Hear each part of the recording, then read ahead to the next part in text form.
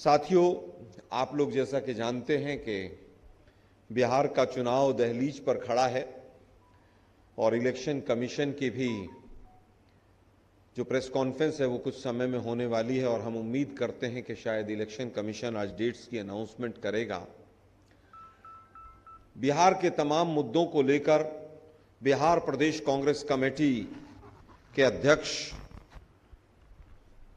राजेश राम जी, राजेश राठौड़ जी और अभय दुबे जी, तमाम लीडर्स ने एक सीरीज शुरू की कि 20 साल और 20 सवाल, क्योंकि 20 साल से लगभग यहाँ पर जिस तरह से बीजेपी और जदयू का लंबे समय तक शासन रहा कि किस तरह से चाहे वो यहाँ की सामाजिक स्थिति हो, चाहे वो यहाँ की आर्थिक स्थिति हो, चाहे वो शिक्षा का क्षेत्र रहा हो, चाहे स्वास्थ्य का क्षेत्र रहा हो, पूरी तरह से इन्होंने बिहार का बंटाधार किया है।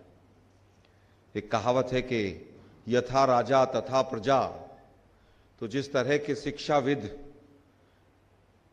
केंद्र में बैठे हैं, जिनकी डिग्रियों का नहीं पता एंटायर पॉलिटिकल साइंस से लेकर और कौन कौन सी डिग्रियां लेकर बैठे हैं, ये नालंदा और जिस तरह से मूल स्थान शिक्षा का पुराने समय से रहा बिहार, पाटलिपुत्र, और हमेशा से यहाँ से एक शिक्षा का उद्बोधन रहा, आज किस हालात में पहुंच गए हैं, एक विषय हम ये लेंगे। और दूसरा, बिहार का युवा किस तरह से पलायन कर रहा है, किस तरह से तमाम समस्याएं हैं, इन दो विषयों पर हम आपसे बात करेंगे।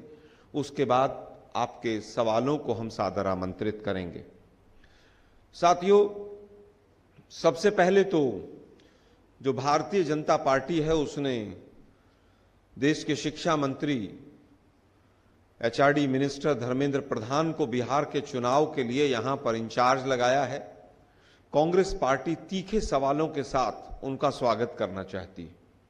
हम सीधा सीधा पूछना चाहते हैं, धर्मेंद्र प्रधान जी, नई शिक्षा नीति से लेकर हर चीज में आपने जिस तरह से अपने मंत्रालय का बंटाधार किया है, आपको किस आधार पर बिहार का चुनाव प्रभारी बनाया है?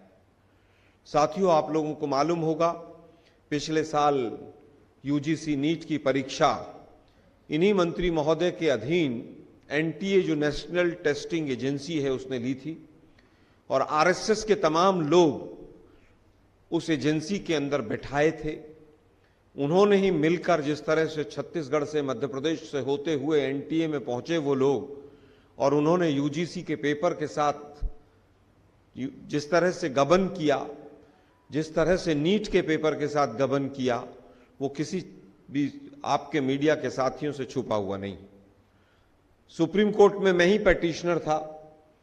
नीट एग्जाम के लिए किस तरह के कौन कौन से तथ्य सामने आए, हम भी चौंक गए थे।